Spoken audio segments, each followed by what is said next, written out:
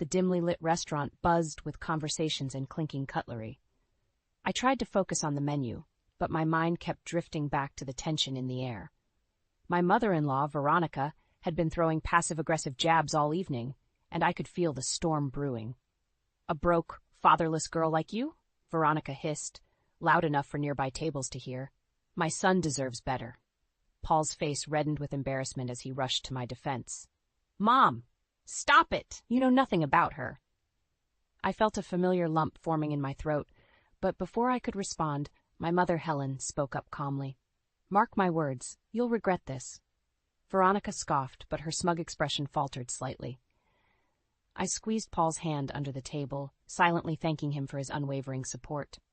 As the evening dragged on, I couldn't help but reflect on the journey that had led me here.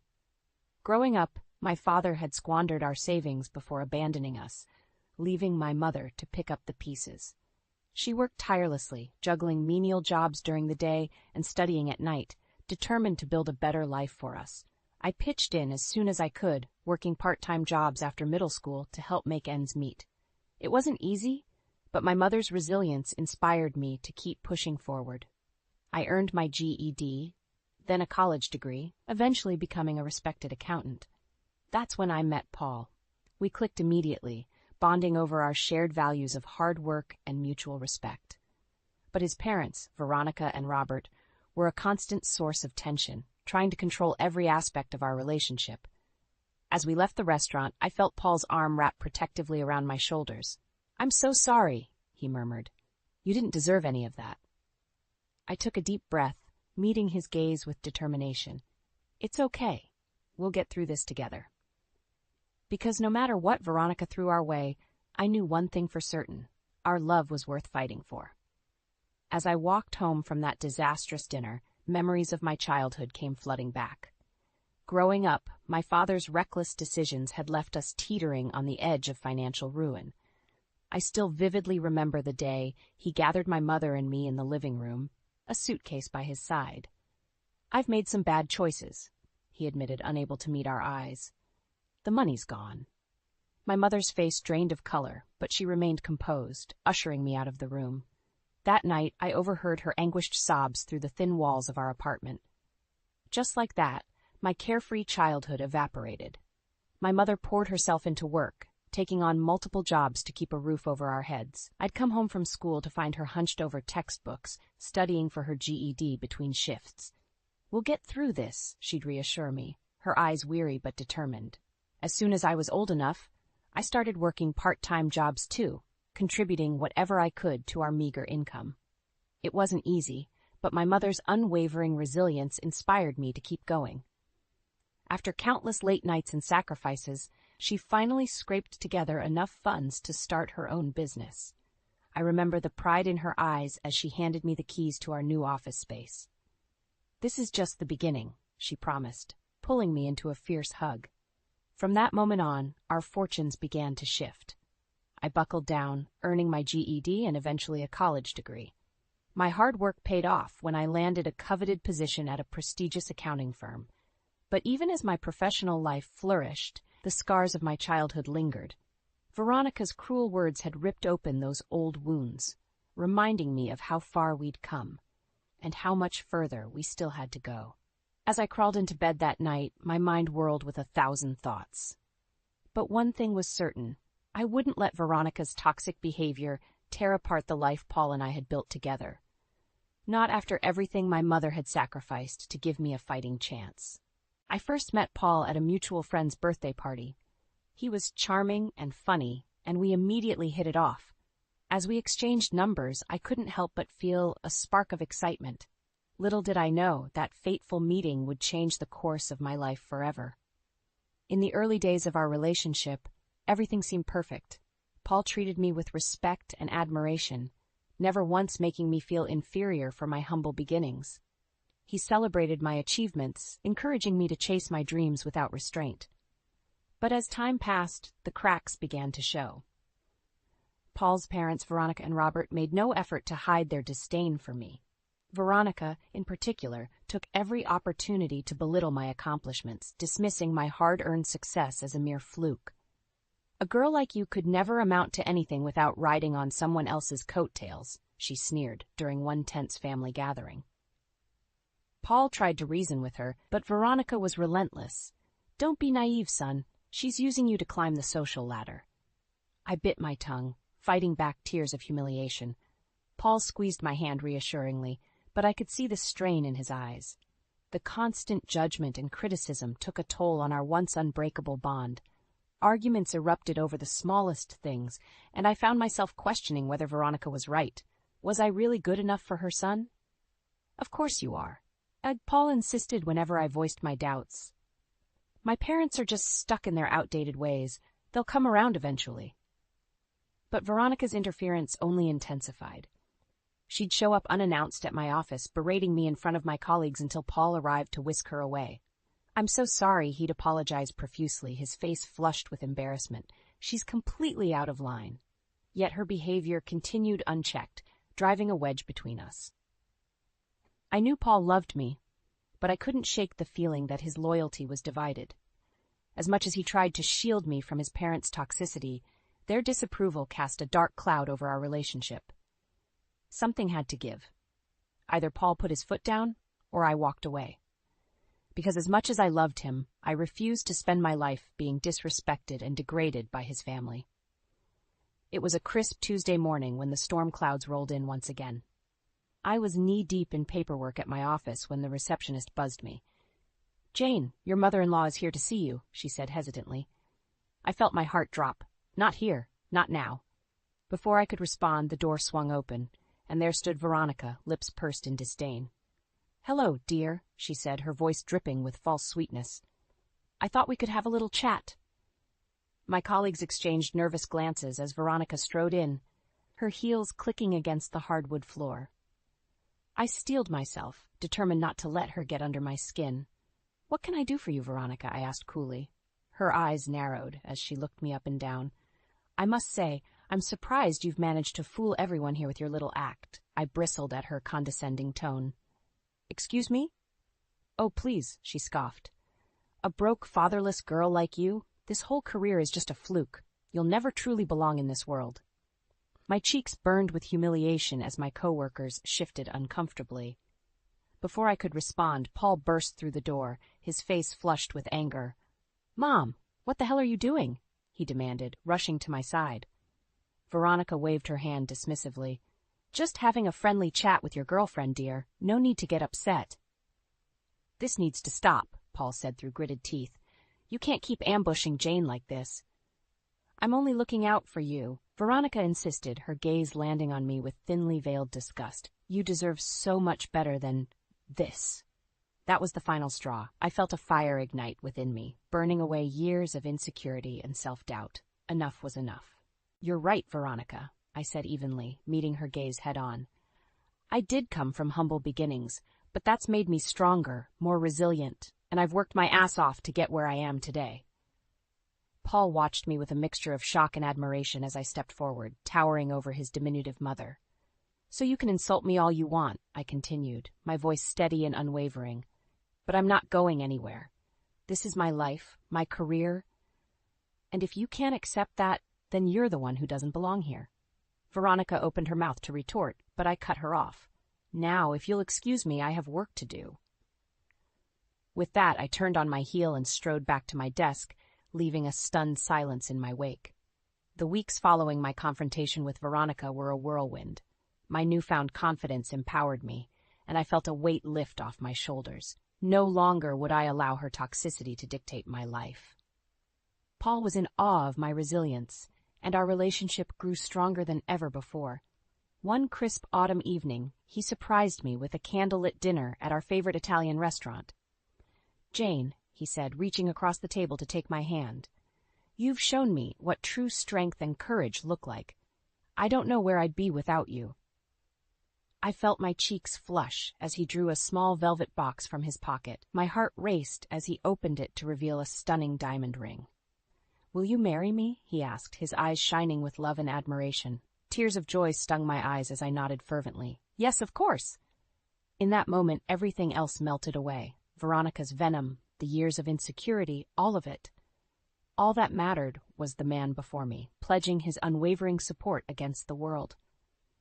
The following day, I excitedly shared the news with my mother over brunch. After hugging me fiercely, she pulled back, her expression turning serious. "Jane, I know how difficult Veronica has made things for you," she said gently, "but you're stronger than she'll ever be." I nodded, emboldened by her steadfast belief in me.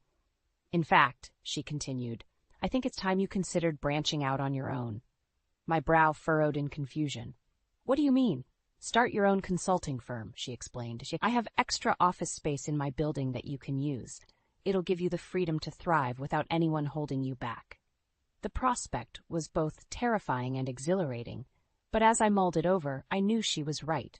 No more playing by others' rules. It was time to pave my own path. "I'll do it," I said resolutely. "No more letting Veronica dictate my future." My mother beamed with pride, and together we began mapping out plans for my burgeoning business venture. With Paul's unconditional love and support, I felt unstoppable. Yet even as we immersed ourselves in wedding planning and career strategizing, I couldn't ignore the looming confrontation on the horizon. Sooner or later, we'd have to break the news to Veronica and Robert, and I had a sinking feeling their reaction wouldn't be pretty. But this time I was ready. Bolstered by my mother's guidance and Paul's devotion, I steeled myself for the battle ahead. Because in the end, nothing would stop me from claiming the life and the future I deserved. The evening we revealed our engagement to Paul's parents was tense from the start. As we arrived at their lavish home, Veronica and Robert greeted us with tight smiles, eyeing my modest ring with barely concealed disdain. "Well, isn't this quaint?" Veronica remarked, her lips pursed. Paul shot her a warning look, but I could see the worry etched across his features. Still, I refused to let her ruin this special moment. Over an uncomfortably silent dinner, Veronica kept shooting me pointed glances as if sizing me up. Finally, she cleared her throat. "So, Jane," she began, her tone sickly sweet, "I must admit, I'm curious about your background." My grip tightened on my fork as Paul tensed beside me. "Mom, don't start." "What?" She feigned innocence. "Surely a woman of your circumstances has an interesting story." Reaching into her purse, she produced a thin manila folder, sliding it across the table with a triumphant smirk. "Allow me to fill in the blanks," she said, opening the file to reveal a stack of documents. "It seems your dear mother spent quite some time living on the streets before her supposed business success." My heart pounded in my ears as she extracted a grainy photograph, my mother haggard and thin, clutching a tattered blanket. "A homeless woman having a legitimate business?" Veronica laughed derisively. "What a joke."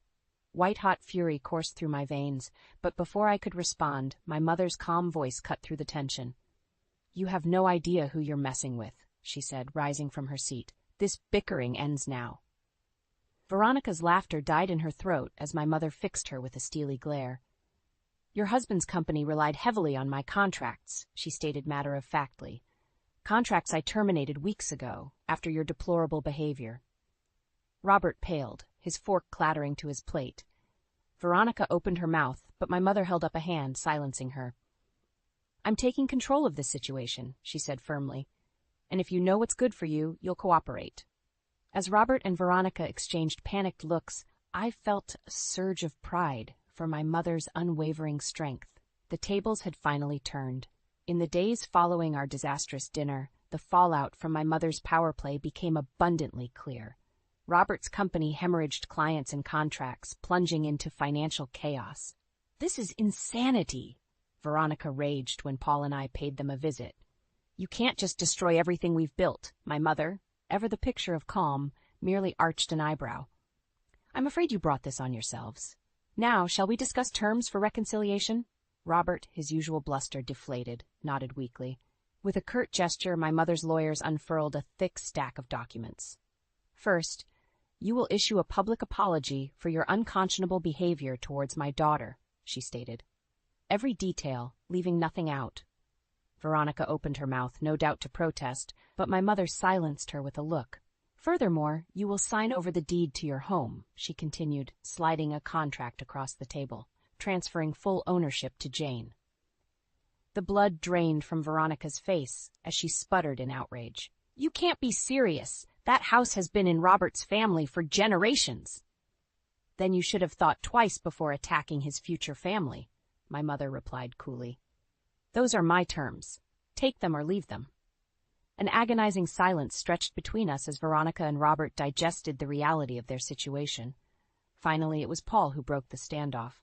Just do it, he said, his voice heavy with resignation. You've done enough damage. Veronica whirled on him, eyes blazing.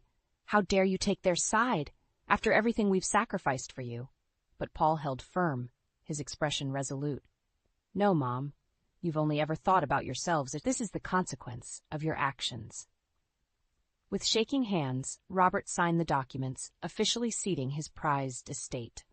As the lawyers hustled to make copies, Veronica slumped in her chair, tears of impotent rage streaking her cheeks. It was a hollow victory. Part of me ached for the broken family before me. But they had brought this reckoning upon themselves. If severing ties was the only way to protect my future with Paul, then so be it. As we prepared to leave, my mother rested a hand on my arm.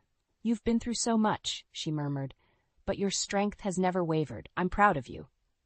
I swallowed hard against the lump in my throat, nodding mutely, because in that moment, basking in her pride and Paul's unwavering devotion, I knew our struggle had been worth it. We were finally free. The months that followed were a whirlwind of activity. With Robert's company crumbling under the weight of lost contracts, a mass exodus of employees flocked to my mother's firm. Some sought her out, humbled by her unbridled success. Others hoped to distance themselves from the stain of Robert's failure. As for Robert and Veronica, their fortunes took a nosedive. The harsh reality of my mother's terms set in. Not only had they lost their home, but their social standing too. Whispers of their downfall rippled through our city's elite circles, and suddenly the invitations dried up. Part of me pitied them, cast out and disgraced, but the sting of Veronica's cruelty lingered, tempering any sympathy. This was the consequence of their own making. On a brighter note, my fledgling consulting firm flourished under my mother's guidance. With a steady stream of clients and the office space to expand, I finally felt in control of my own destiny. No longer would I let others dictate my value. Then, one crisp autumn day, Paul took me by surprise with a picnic in the park, the same place where we'd shared our first date years ago. As we lounged on the checkered blanket, savoring the warmth of the sun, he reached across and took my hands in his. Jane, he began, his eyes brimming with adoration.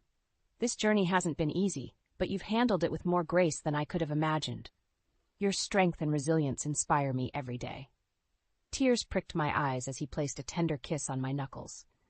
Which is why I think this is the perfect time to finally make it official, he continued, producing a small velvet box from his pocket. I gasped as he opened it, revealing a stunning diamond ring, the same one he'd proposed with, now emblazoned with extra embellishments. Jane Warren, will you marry me? For real this time? A laugh bubbled up through my happy tears as I nodded fervently. Yes, of course. Our small ceremony was intimate yet joyous, surrounded by our dearest friends and my mother, who beamed with pride. As Paul and I exchanged vows, my heart swelled, not with arrogance or conceit, but pure, unbridled love for this man who had stayed by my side through everything. In the days after our wedding, a quiet sense of peace washed over me. The turmoil of the past year had faded, replaced by a thrilling new chapter on the horizon. So when the telltale signs of morning sickness kicked in, it took me by surprise at first. But as the realization sank in, Paul and I were going to have a baby. A fresh wave of joy enveloped me. I could scarcely wait to share the news with him over a celebratory dinner. Because with our toxic ties finally severed, we were free to build the life we'd always dreamed of. A life filled with love, laughter, and unconditional support.